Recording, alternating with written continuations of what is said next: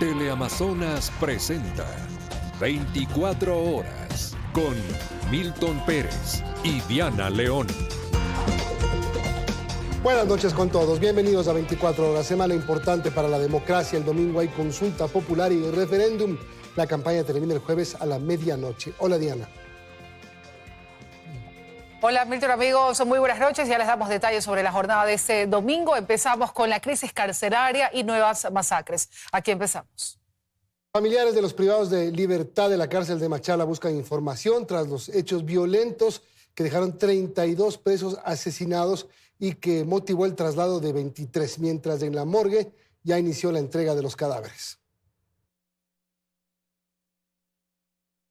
Con acceso restringido y con fuerte contingente de seguridad que incluye tanquetas militares, se encuentra al exterior de la cárcel de Machala, luego del asesinato de 32 privados de libertad en un doble hecho violento, mientras que en el interior del centro penitenciario se realizó la recolección de escombros, entre ellos colchones y sábanas, que eran utilizados para alterar el orden en la cárcel de Machala. El asesinato de internos generó preocupación entre sus familiares, quienes acudieron al exterior de la cárcel de Machala para tener información e incluso conocer cuándo se retomarán las visitas en este centro penitenciario.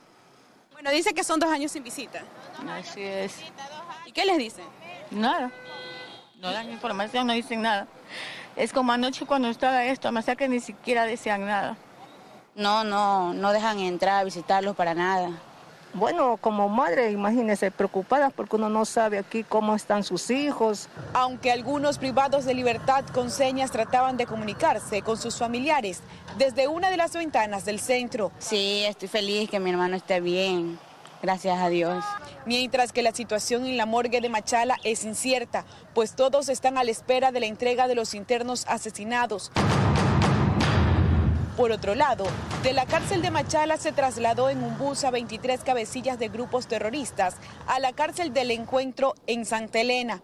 Tras el hecho, la capital orense contabiliza más de 300 muertes violentas, siendo la primera masacre mayoritaria del gobierno de Daniel Noboa en una de las 7 cárceles militarizadas del país. Erika Vera, Teleamazonas. Y 300 privados de la libertad de varias cárceles del país y catalogados como los más peligrosos fueron trasladados hacia la nueva prisión de máxima seguridad del Encuentro en Santa Elena, según lo informó el gobierno. El centro penitenciario cuenta con capacidad para más de 800 reos. Horas después de la última masacre carcelaria en Machala, el gobierno tomó acción y así, vía aérea y bajo un fuerte resguardo militar, fue como empezó el traslado de los presos más peligrosos del país hacia la cárcel de máxima seguridad del Encuentro en Juntas del Pacífico, provincia de Santa Elena. A un poco más de 2 horas de Guayaquil, el centro penitenciario tiene 16 hectáreas, cuenta con una capacidad para alojar a un poco más de 800 reos. Posee 6 torres de vigilancia de 9 metros de altura, una malla de alta seguridad no escalable. Además, está diseñada para bloquear cualquier tipo de señal y así aislar a los internos del mundo exterior. Los primeros 300 reos en arribar a esta nueva prisión de la cárcel de Machala, de Esmeraldas, la penitenciaría del Litoral y también de la cárcel de Cotopaxi. E inclusive Jorge Gas, quien se encontraba recluido en La Roca, también forma parte de los nuevos huéspedes del Encuentro. Estamos moviendo de todas las cárceles del país, ¿no?, hacia este centro penitenciario. Nadie de los que están en La Roca o en los diferentes centros penitenciarios quiere llegar a esta cárcel de máxima seguridad. Se acabó esa vida que tenían, que dejó el pasado, por supuesto, donde hacían lo que querían en las cárceles. Tras los cuestionamientos al SNAI, Reinberg reiteró que la nueva prisión al momento no será manejada por el Servicio Nacional de Atención Integral a Personas Adultas Privadas de la Libertad. Es una institución que nunca se ha hecho nada al respecto. Es esa institución. Ahora lo que estamos haciendo es estamos cambiando la institución, pero yo no puedo arriesgar llevar agentes penitenciarios a manejar esta nueva cárcel. El Ministerio del Interior planea incorporar a policías y militares en servicio pasivo al SNAI para que administren el sistema penitenciario del país como parte de la reestructuración anunciada. Para llegar a la nueva cárcel de máxima seguridad hay que atravesar un camino de tierra rodeado por árboles de ceibo. El acceso es restringido y militares fuertemente armados custodian el área. Bernarda Ceballos, Teleamazonas. Desde esta mañana la cárcel del Encuentro inició funciones con la llegada de los reos de alta peligrosidad, como vimos hace un momento. En Juntas del Pacífico la comunidad se mantiene a la expectativa. Mili Pico nos trae la información. Mili, buenas noches.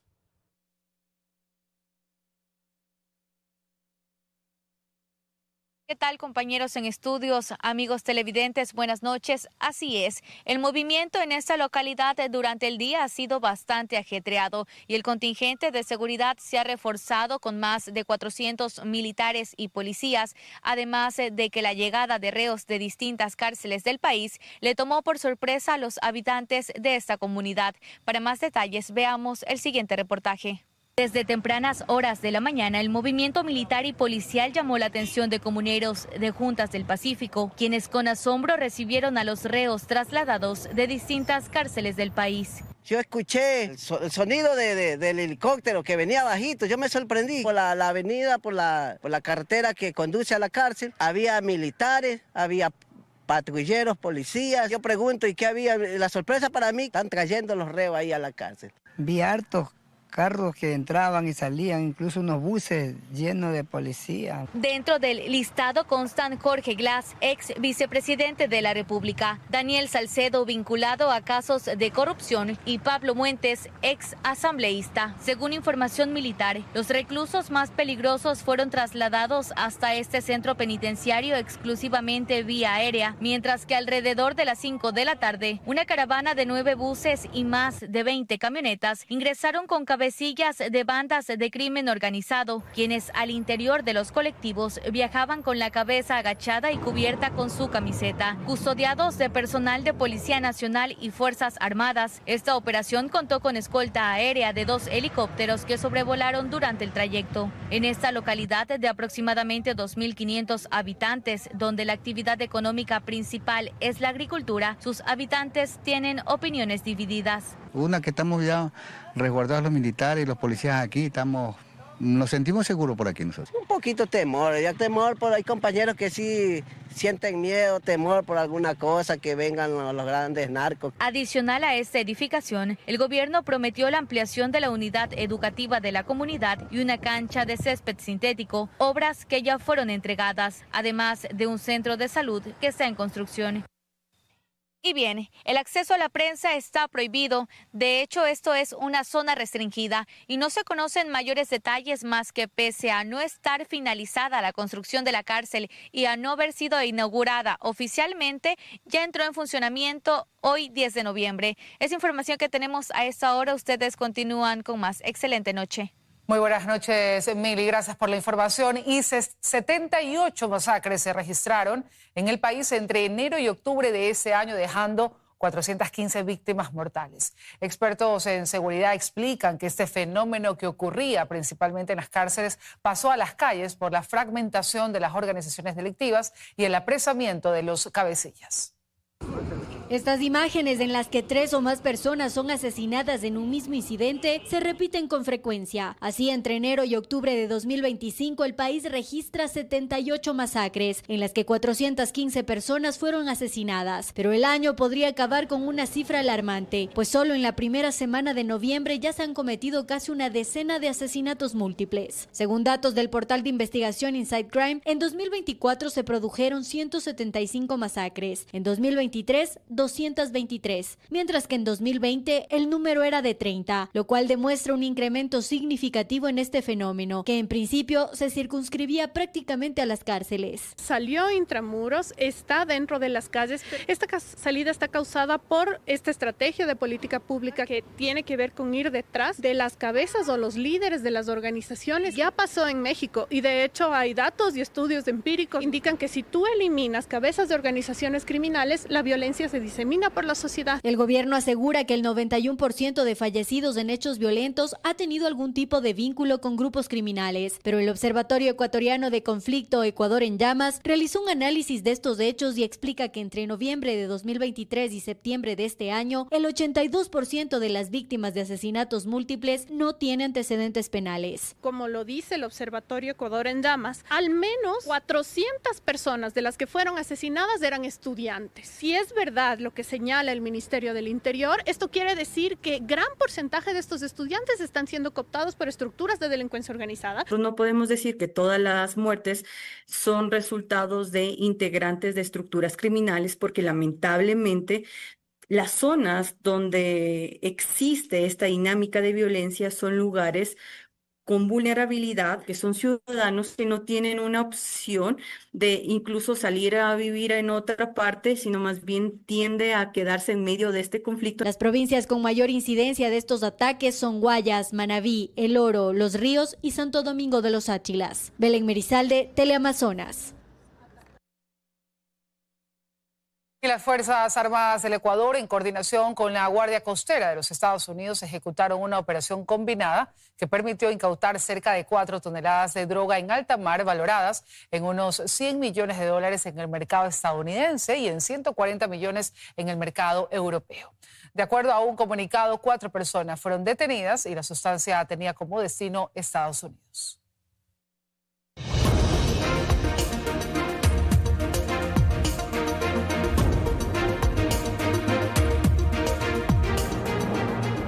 A 6 días de que los ecuatorianos regresemos a las urnas, los hitos electorales se cumplen de acuerdo al cronograma.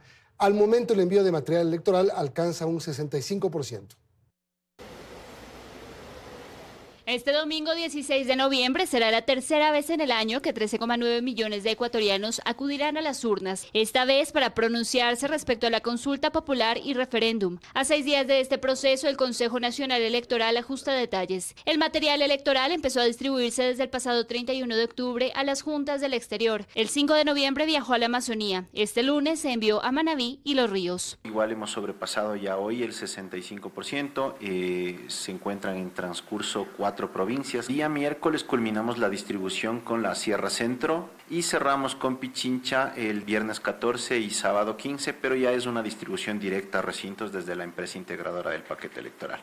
Los hitos electorales se cumplen a cabalidad, mientras aún se hace un llamado para que los miembros de las juntas receptoras del voto cumplan con su capacitación, pues al momento un 74% ha cumplido con esta responsabilidad. Estamos yendo a las universidades en todo el país. Recordemos que el 80% de los miembros de juntas receptoras del voto son estudiantes universitarios. Los primeros en pronunciarse en las urnas serán las personas privadas de la libertad, que ejercerán su derecho este jueves 13 de noviembre, mientras que el viernes lo harán las personas registradas en el sistema Voto en Casa. Tenemos un total de 597 electoras, para lo cual se ha dispuesto 174 juntas receptoras del voto, 115 rutas a nivel nacional. Además, como parte de las políticas inclusivas del Consejo Nacional Electoral, estarán disponibles 9.558 planillas braille, distribuidas en 4.779 mesas de atención preferente,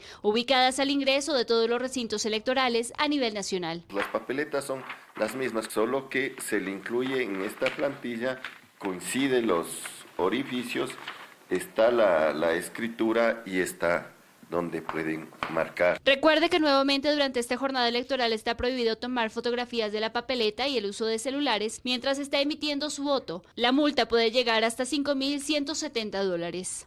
Daniela Valencia, Teleamazonas. Y el presidente Daniel Noboa, ya en campaña y con licencia, hoy hizo un anuncio de posibles candidatos si es que hay una constituyente. Escribió en su cuenta de X: ellos escribieron las reglas para protegerse entre ellos. Hoy el Ecuador elige hacerlo distinto, una nueva constitución donde el bien esté por encima del mal, donde un criminal no sea prioridad sobre ti, donde no puedan salir libres al pisar la cárcel. Este camino lo encabezan personas que no le deben favores a nadie: Anabela Asín Nacional, Nils Olsen por Guayas y Diana Salazar Pichincha.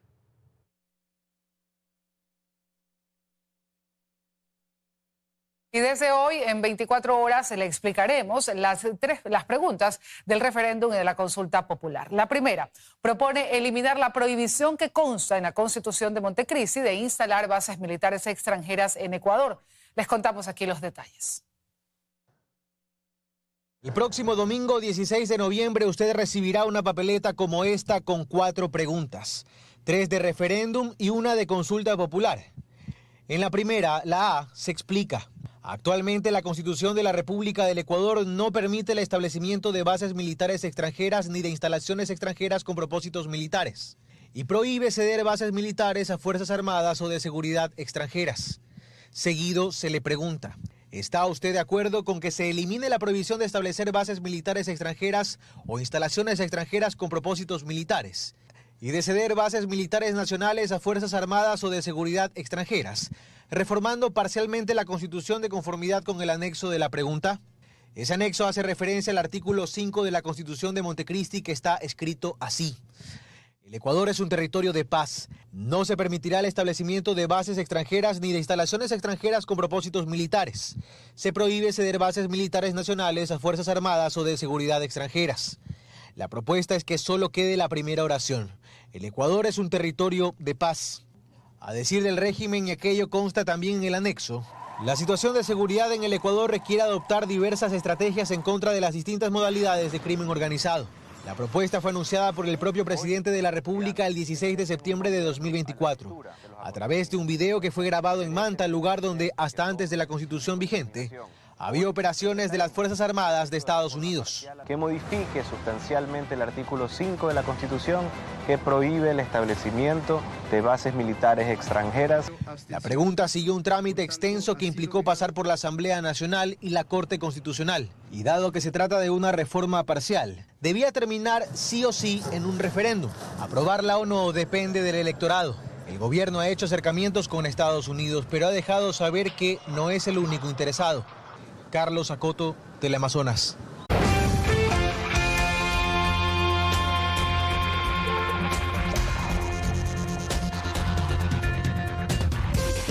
Seguimos el periodo de campaña electoral por la consulta popular y referéndum paralizó las actividades en la Asamblea. Esta semana no hay sesiones previstas ni convocatorias al Pleno. Los legisladores pidieron licencia para hacer campaña. Aunque la consigna al inicio de este periodo legislativo era que la Asamblea trabajaría de lunes a viernes, la campaña electoral de cara a la consulta y referéndum interrumpió esa intención, pues después de que arrancó este periodo las actividades se han paralizado. En la primera semana hubo una sola sesión y para esta no está previsto que las comisiones se reúnan y mucho menos el Pleno. Pero la semana pasada tuvimos apenas una actividad y esto es triste porque el país demanda realmente de una acción legislativa eficaz. Esto se debe a que 81 asambleístas, incluido el presidente Nils Olsen, pidieron licencia para hacer campaña. Para ello principalizaron a sus alternos, pero ellos tampoco se han convocado, al menos así se nos informó este lunes, y los pendientes son varios, recuerdan. Por ejemplo, la ley de identificación del Servicio de Seguridad Público, una reforma a la ley de la niñez y la adolescencia, la parte final del debate de garantías jurisdiccionales. Hay comisiones como la de Educación, presidida por la asambleísta Cecilia Baltasar, que tiene trabajo acumulado y que podría ser tratado por los alternos, explica. Sin embargo, no han enviado aún la convocatoria para reunirse. De esta comisión tenemos un informe generado a través de un proceso de fiscalización en relación a la creación de las universidades amazónicas y hay otra normativa que hoy por hoy en la comisión se está más bien ajustando, que es la ley de educación financiera. Y los pasillos de la Asamblea, las comisiones y el Pleno lucen así, vacíos. Lo que sí, hay funcionarios en las oficinas, a más del personal administrativo. En el salón Nela Martínez, las luces están encendidas, pero sin actividad alguna. Quienes no tomaron licencia para la campaña explican que trabajarán en sus temas pendientes. Y por eso debemos de vengar un sueldo. Nosotros tenemos que trabajar el tiempo completo, al menos en lo personal. Mi despacho está trabajando permanentemente, pero claro, evidentemente al haber temas tan sensibles, tan complejos que requieren de cierta experiencia, de tiempo, se han recibido a comisiones, se han recibido expertos, difícilmente se toparán temas que vayan a cambiar o a modificar algunas normas. La campaña finaliza el 13 de noviembre y la licencia de la mayoría de legisladores termina luego del domingo 16 de noviembre, día de la consulta. En Quito, Karen Aro, Teleamazonas. Y 4 postulantes a la Comisión Ciudadana de Selección de la primera autoridad de la Fiscalía General del Estado fueron descalificados del concurso. El Pleno del Consejo de Participación aprobó la decisión por unanimidad. Quedan 38 que pasan a la fase final de méritos. El concurso para la selección de los integrantes de la Comisión Ciudadana que elegirá a la primera autoridad de la Fiscalía General del Estado se queda con 38 postulantes, pues este lunes el Pleno del Consejo de Participación Ciudadana resolvió por unanimidad descalificar a 4 participantes. Con esa decisión se quedan fuera José Montes de Oca, Héctor Freire, Alex Bosques y Joselito Argüello. Los 4 fueron impugnados, disponiendo la exclusión de los postulantes señalados por causales de falta de probidad, idoneidad o afinidad política notoria.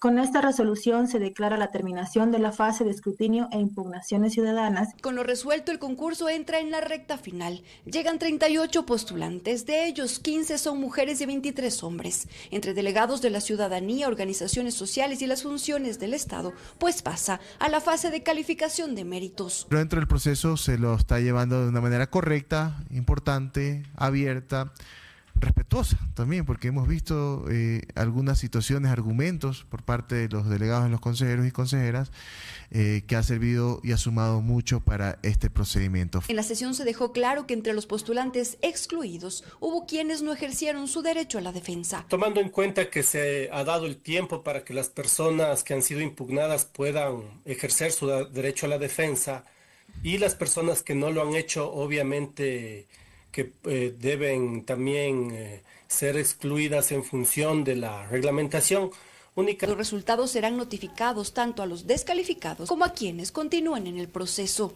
En Quito, Karen Aro, Teleamazonas. Al menos 12 personas fueron asesinadas este fin de semana en Manabí en distintos ataques armados que además dejaron 6 heridos. En otro hecho, las oficinas de la Fiscalía en Montecristi fueron baleadas por un sujeto que dejó panfletos con amenazas. Ocurrió la madrugada del viernes. Un sujeto llega a los exteriores de la Fiscalía en Montecristi, Manabí. Deja unos panfletos, saca un arma de fuego y dispara a la fachada en repetidas ocasiones. El mensaje, una amenaza directa contra un agente fiscal a cargo de casos relacionados con narcotráfico. Uno de los panfletos así lo dejaba en claro. En él se coloca una fotografía de Marcelo Vázquez, fiscal asesinado en Manta en octubre de 2024. Era la antesala de un fin de semana particularmente violento en Manabí. En Manta, 4 personas fueron asesinadas a tiros en el barrio San Pedro. Pasa por el lugar un vehículo tipo camioneta. De este vehículo descienden varias personas y proceden a realizar los disparos. Según testigos, los asesinos dispararon decenas de veces. En el lugar se levantó medio centenar de indicios balísticos. Se trataría de armas, varias armas. Un amigo de ellos que estaba ahí sentado vio un carro medio sospechoso. Y dice que dieron 2 vueltas y bajaron y subió la subida y ahí que le atacaron. Le atacaron y dice que le metieron más de 30 relaciones. No fue lo único que ocurrió en Manta. Otros 2 episodios de violencia. Se reportaron otros 4 asesinatos producto de ataques armados que también ocurrieron el domingo.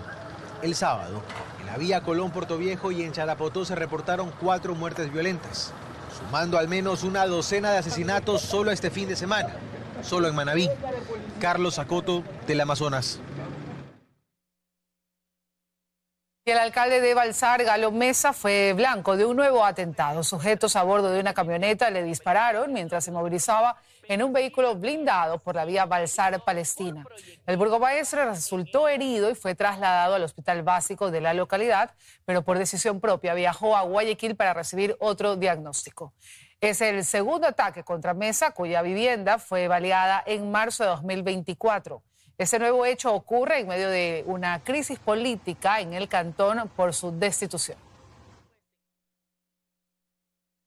Un choque múltiple de 11 vehículos livianos y un bus se reportó este domingo en la avenida Simón Bolívar en Quito. Conductores denunciaron gran congestión vehicular, pues 3 carriles estuvieron cerrados.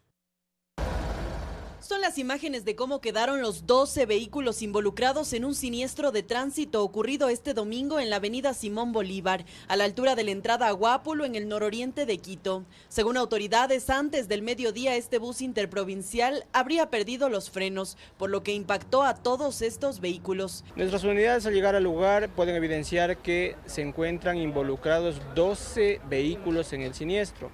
Dentro de estos 12 está un vehículo de transporte interprovincial de la cooperativa Transvencedores. Como presunción es la cristalización de frenos del vehículo interprovincial. Pasajeros relatan lo ocurrido, explican que no iban a exceso de velocidad. Gracias al chofer que hizo la maniobra bien con el autobús, nos salvó la vida porque tuvo dos opciones, él mismo nos contó que tenía dos opciones, lanzarse para este lado, para aquel lado, y si nos lanzaba para aquel lado nos matábamos todos.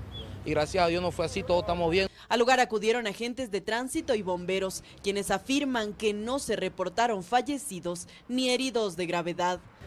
Se contabilizaron en total 23 personas ocupantes de los vehículos livianos. Fueron valoradas 2 de ellas en nuestra ambulancia, pero sin embargo fue dado de alta aquí en el lugar. Se brindó seguridad en el sitio y como podemos observar en el momento estamos realizando la limpieza de la calzada. Tras las pruebas de rutina, desde la AMT afirman que ninguno de los conductores estaba bajo los efectos del alcohol. Lo que sí, autoridades investigan la causa y responsabilidad del accidente. En Quito, Brigitte Mancheno, Teleamazonas.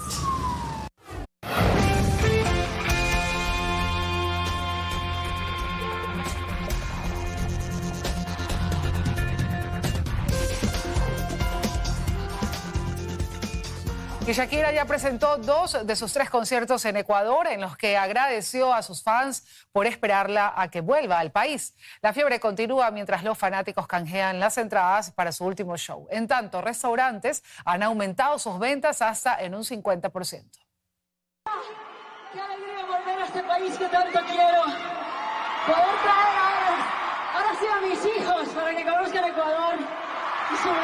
Así fue el emotivo saludo de Shakira a sus fanáticos en su primer show este sábado en Quito. La última vez que la colombiana se presentó en Ecuador fue en 2018. Esta noche, Quito, prometo darles todo lo que tengo.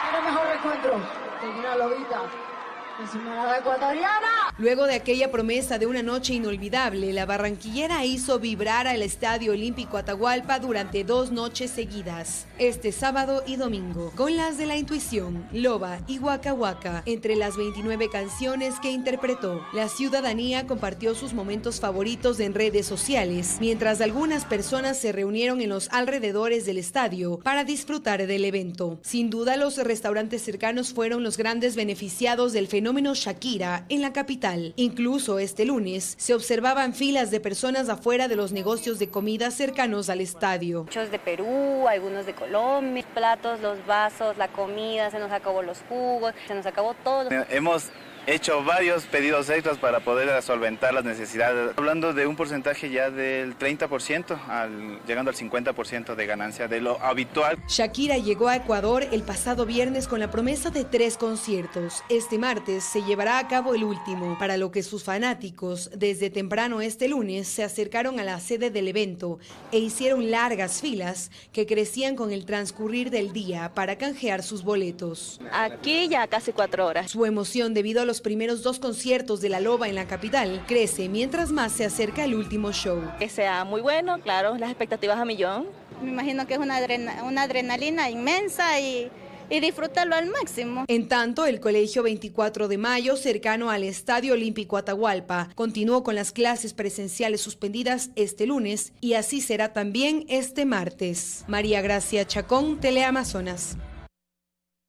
Las administraciones zonales preparan alrededor de 8 eventos, cada una a propósito de las fiestas de Quito. Esto mientras la capital, el Quito Fest, está confirmado para el 28, 29, 30 de noviembre. El 19 de noviembre iniciará la programación de actividades por Fiestas de Quito y poco a poco se afina la agenda de eventos. Estamos con alrededor de 8 conciertos, sí, más o menos, mega conciertos, porque tenemos los pregones, tenemos los pasacalles, tenemos, bueno, entre otras actividades que son potentes, y el Quito Fest son 3 días y un regalito que tenemos por ahí. Estamos con los tiempos precisos y ajustados. Si no tenemos ningún tipo de suspensión o ninguna novedad de parte de Cercop, pues estamos con los tiempos precisos para poder ingresar y ejecutar lo que necesitamos. El 19 de noviembre se realizará el tradicional Te Deum. El 22 y 23, los desfiles de la confraternidad en el norte y sur de la ciudad. El 26, el desfile de los mercados. El 27 de noviembre será el pregón en el centro histórico y el 29 la mascarada nocturna. Nuestros clásicos, bueno, tenemos nuestros pregones, nuestros festivales del pasacalle, la sesión solemne. Más de 200 eventos se alistan para celebrar a la capital por sus 491 años de fundación. En las administraciones zonales se realizarán también actividades para niños y adultos. Estamos prácticamente a las puertas, a menos de un mes. Con mi familia hacemos unas canelitas y ponemos música de Don Medardo, de Viva Quito. Nunca he ido en Chiva, pero sería fantástico este año realizarlo por primera vez. El Quito Fest está confirmado para el 28, 29 y 30 de noviembre en el Parque Bicentenario en el norte de Quito. El ingreso es gratuito, sin embargo se solicitará la entrega de productos no perecibles. Sabemos que el quiteño es muy solidario y buscaremos la forma de que para el ingreso podamos hacer un donativo de alimentos, comida para mascotas y todo, y así pues darles también una Navidad, que es la siguiente fiesta, pues a las gentes menos favorecidas, y pues, fortaleciendo nuestros bancos de alimentos, llevando canastas navideñas como hace Patronato. Entre los eventos privados que se programan están el Trova Fest, el Chuya Concierto y el Canelazo Party, que se realizarán entre el 5 y 6 de diciembre. En Quito, Stephanie Paz, Teleamazonas.